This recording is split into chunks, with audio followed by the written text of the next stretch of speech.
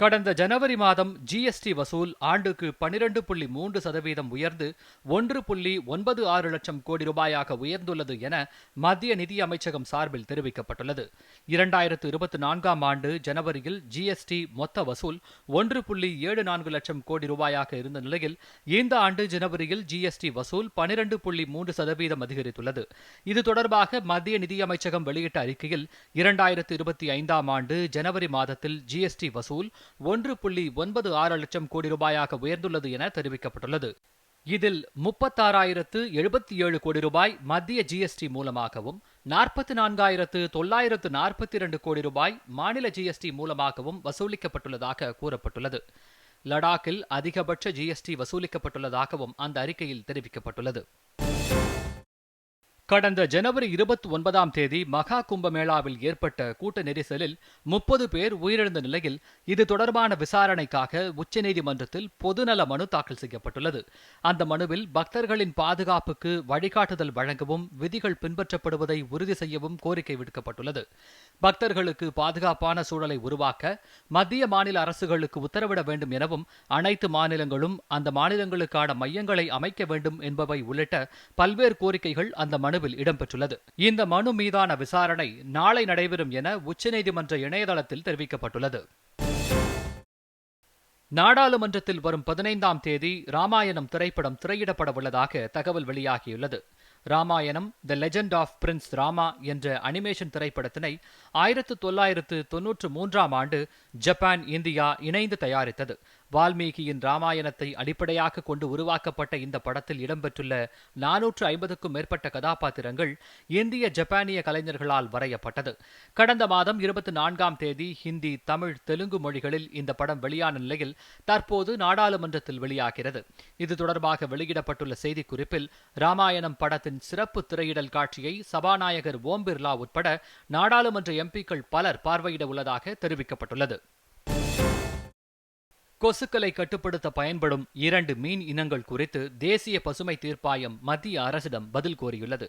கொசுமீன் என அழைக்கப்படும் கம்பூசியா அபின்ஸ், கப்போஸ் என அழைக்கப்படும் பொலிசியா ரெட்டிகுலேட்டா ஆகிய இரு மீன்களும் கொசுவின் லார்வாக்களை உணவாக உண்பதால் நீர்நிலைகளில் அதிக அளவில் வளர்க்கப்படுகின்றன. இதனால் உள்ளூர் நீர்நிலைகளில் வாழும் மீன்களுக்கு உணவு பற்றாக்குறை ஏற்படுவதாக தேசிய பசுமை தீர்ப்பாயம் கூறியுள்ளது. இதனால் உள்ளூர் நீர்நிலைகளில் இந்த மீன்களை வளர்க்க தடை விதிக்க வேண்டும் என மத்திய அரசிடம் கோரிக்கை விடுத்துள்ளது. மத்திய பட்ஜெட்டில் இஸ்ரோவுக்கு அதிக நிதி ஒதுக்கப்பட்டுள்ளது வரவேற்கத்தக்கது என இஸ்ரோ தலைவர் நாராயணன் தெரிவித்துள்ளார். நாகர்கோவிலில் செய்தியாளர்களிடம் பேசிய அவர், இஸ்ரோ ஆய்வு மையம் சர்வதேச நாடுகள் வியந்து பார்க்கும் அளவுக்கு வளர்ந்துள்ளதாக குறிப்பிட்டார். 100வது ராக்கெட்டை செலுத்திய இஸ்ரோவின் நிகழ்வு அனைவரின் கூட்டு முயற்சிக்கு கிடைத்த வெற்றி என்றும் அவர் கூறினார். பாமர மக்கள் பயன்பெறும் வகையில் பல்வேறு திட்டங்களை இஸ்ரோ மேற்கொண்டுள்ளதாகவும் நாராயணன் குறிப்பிட்டார். திமுக கூட்டணி கட்சிகளின் இந்து விரோத செயல்பாடுகளுக்கு சட்டப்பேரவை தேர்தலில் மக்கள் பாடம் புகட்டுவார்கள் என்று மத்திய தகவல் ஒலிபரப்புத்துறை இணையமைச்சர் எல் முருகன் தெரிவித்துள்ளார். இது தொடர்பாக அவர் வெளியிட்டுள்ள அறிக்கையில், மதுரை திருப்பரங்குன்றம் கந்தர் மலையை சிக்கந்தர் மலையாக மாற்ற ஒரு கும்பல் முயன்று வருவதாக கண்டனம் தெரிவித்துள்ளார். இது தமிழ் கடவுளான முருகப்பெருமானை இழிவுபடுத்தும் செயல் என்றும் இந்துக்களின் வழிபாட்டு உரிமையை, மரபுகளை பறிக்கும் செயல் என்றும் குறிப்பிட்டுள்ளார். இந்த விவகாரம் தொடர்பாக இந்து முன்னணி அமைப்பினர் வரும் 4ஆம் தேதி திருப்பரங்குன்றம் மலையில் கவன ஈர்ப்பு ஆர்ப்பாட்டம் நடத்த உள்ளதாகவும் அவர் தெரிவித்துள்ளார். இந்த ஆர்ப்பாட்டத்தை தடுக்க சுவரொட்டி ஒட்டுபவர்கள் மற்றும் நோட்டீஸ் வழங்குபவர்களை தமிழக காவல்துறை கைது செய்து வருவதாகவும் அவர் கூறியுள்ளார். ஜனநாயக முறையில் நடைபெறும் இந்து மக்களின் உரிமை போராட்டத்தை நசுக்கும் வகையில் காவல்துறையினர் செயல்பட்டு வருவதாகவும் முதலமைச்சர் இதற்கு பதில் சொல்ல வேண்டும் என்றும் அவர் குறிப்பிட்டுள்ளார். மத்திய பட்ஜெட் தாக்கலின் போது திருக்குறளை மேற்கோள் காட்டி நிதியமைச்சர் நிர்மலா சீதாராமன் பேசியது பெருமைப்படக்கூடிய விஷயம் என பாஜக மூத்த தலைவர்களில் ஒருவரான தமிழிசை சவுந்தரராஜன் தெரிவித்துள்ளார். சென்னை கே நகரில் உள்ள இஎஸ்ஐ மருத்துவமனையில் நடைபெற்ற தடயவியல் கருத்தரங்கில் கலந்து கொண்ட பின்னர் செய்தியாளர்களிடம் பேசிய அவர், தேசிய மாநாடு நடத்தும் அளவுக்கு இஎஸ்ஐ மருத்துவமனை வளர்ச்சி அடைந்துள்ளதாக குறிப்பிட்டார். பட்ஜெட்டில் தமிழ்நாடு இடம்பெறவில்லை என தமிழக கட்சிகள் கூறியுள்ளதாகவும், ஆனால் வரி வரியாக பாராட்டக்கூடியதாக மத்திய பட்ஜெட் உள்ளது என தெரிவித்தார். வருமான வரி விலக்கு குறித்த அறிவிப்பு தமிழகத்தில் உள்ளவர்களுக்கும் பொருந்தும் என்றும் அவர் கூறினார். இங்கிலாந்து இளவரசர் எட்வர்ட் 3 நாள் பயணமாக இந்தியா வந்துள்ளார். தமது பயணத்தின் போது மத்திய அரசின் உயரதிகாரிகளை அவர் சந்திப்பார் என இங்கிலாந்து தூதரகம் தெரிவித்துள்ளது. உலகெங்கிலும் உள்ள முறைசாரா கல்வியின் நன்மைகளை எடுத்துரைக்கவும் இதன் மூலம் இளைஞர்களை ஊக்குவிக்கவும் எட்வர்ட் இந்தியா வந்துள்ளதாகவும் தமது பயணத்தின் போது தி டியூக் ஆஃப் எடின்பர்க் சர்வதேச விருதினை விளம்பரப்படுத்தும் வகையில் மும்பை மற்றும் தில்லி செல்லிருப்பதாகவும் தெரிவிக்கப்பட்டுள்ளது. சூடான் தலைநகர் கார்ட்டூமின் சந்தை பகுதியில் துணை ராணுவ விரைவு ஆதரவு படையினர் நடத்திய ஷெல் தாக்குதலில் குறைந்தது 54 பேர் கொல்லப்பட்டனர். 150க்கும் மேற்பட்டோர் காயமடைந்தனர். சூடானில் தற்போது உள்நாட்டு போர் உச்சகட்டத்தை அடைந்துள்ளது. நேற்று ஓம்டுர்மானில் இருந்து நகரின் சந்தை பகுதி நோக்கி பீரங்கி தாக்குதல் நடைபெற்றதாக அங்கிருந்து வரும் தகவல்கள் தெரிவிக்கின்றன. ஆனால் இந்த தாக்குதல் குறித்து துணை ராணுவ ஆதரவு படையினர் எந்த கருத்தையும் தெரிவிக்கவில்லை. வடகிழக்கு ஆப்பிரிக்க நாடான சூடானில் ராணுவ ஆட்சி நடைபெற்று வருகிறது.